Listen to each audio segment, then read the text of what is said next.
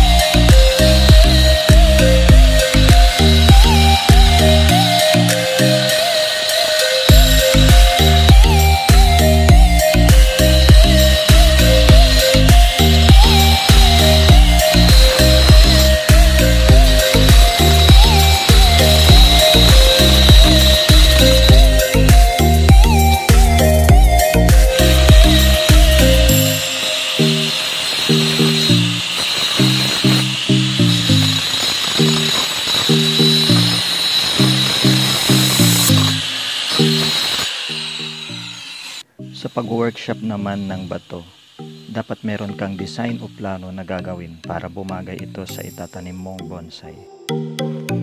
Ito na ang kinalabasan ng pag-workshop o pag-curve sa bato. Inabot din ito ng oras ang kasama ko sa pag-workshop bago matapos.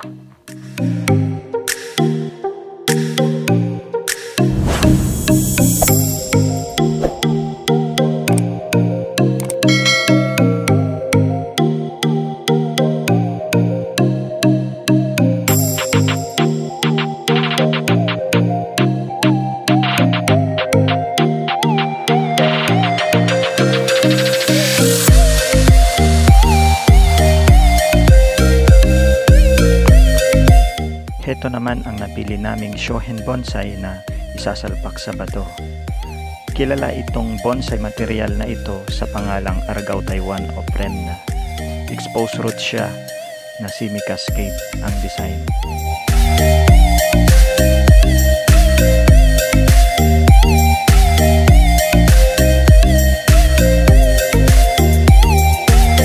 Bago naman natin isalpak o itanim sa bato ang bonsai material, kailangan din nating i-rewire o retouch yung ibang sanga na nakausli para mas lalong detalyado at maganda ang pagkalatag ng sanga.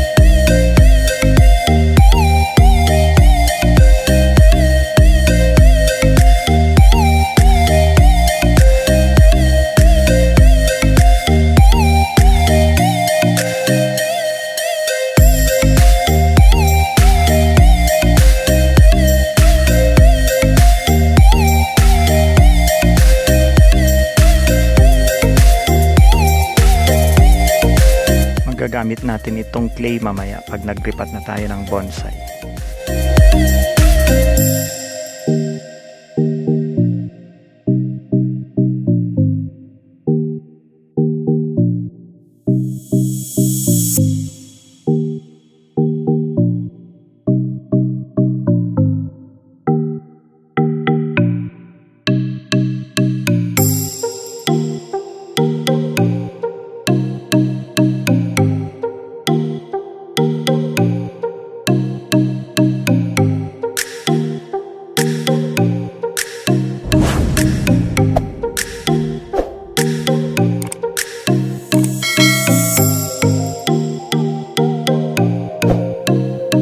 Bago naman natin ilagay sa paso ang bato, lagyan muna natin ng wire ang pot para pag-angkor natin sa bato nang hindi basta-basta matumba at mananatiling matatag ito umulan, umangin man ng malakas. Parang yung girlfriend mo, bes. Hindi yan magiging matatag kapag hindi mo yan tatalian.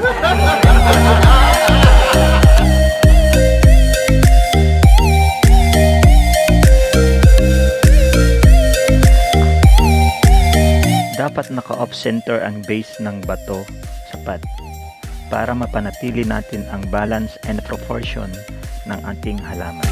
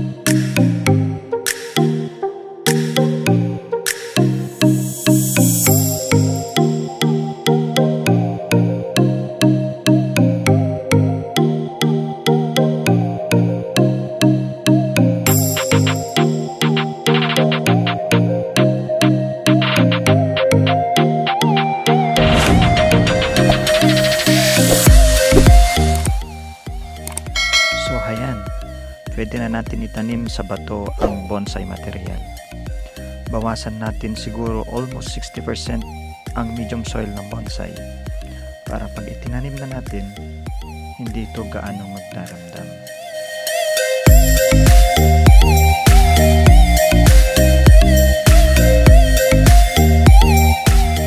Lagyan o tapalan natin ng clay paikot sa base ng bonsai para hindi ito basta-basta ma-wash out ang medium soil ng bonsai.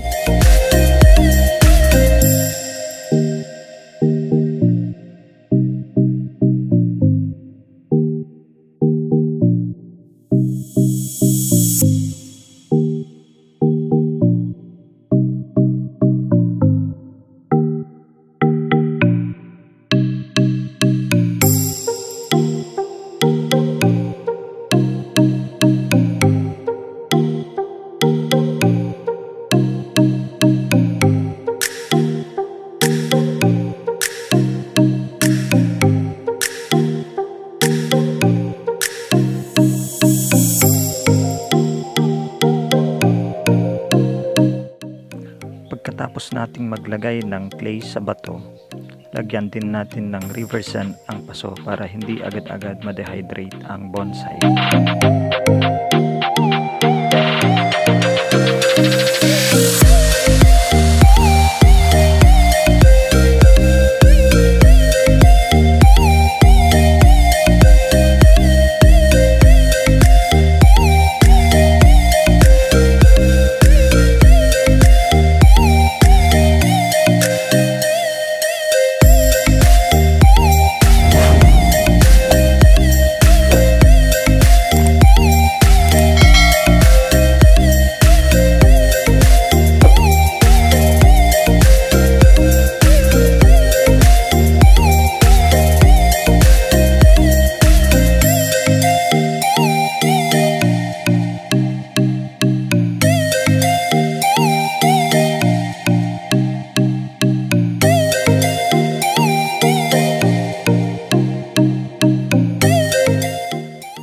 So heto na po ang finished product na ginawa natin ngayong araw.